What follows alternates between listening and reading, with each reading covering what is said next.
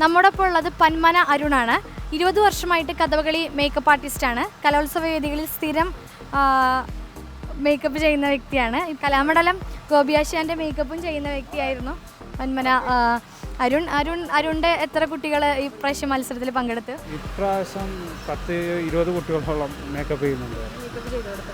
എല്ലാവർക്കും എ ഗ്രേഡാണോ? എല്ലാവർക്കും എ ഗ്രേഡാണ്.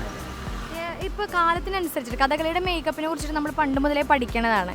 കാലത്തിനനുസരിച്ചിട്ട് ഈ മേക്കപ്പിൽ എന്തെങ്കിലും ഇത് വന്നിട്ടുണ്ടോ? അതായത് കൃത്രിമത്വം വന്നിട്ടുണ്ടോ? ഒന്നും മാറ്റാൻ പറ്റിയിട്ടില്ല ഇതുവരെയൊക്കെ ആർക്കും.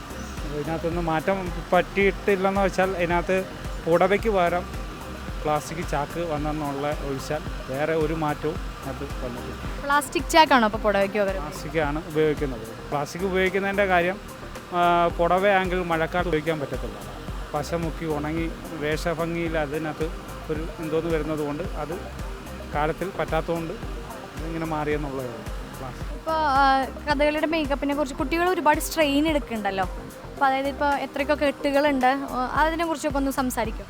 ഇത് കുട്ടികൾ ഏതാണ്ട് 5 മണിക്കൂറാണ് മേക്കപ്പിന് എടുക്കുന്നത്. കുട്ടികളെ സംബന്ധിച്ച് അതൊരു പ്രയാസമുള്ള കാര്യം തന്നെയാണ്.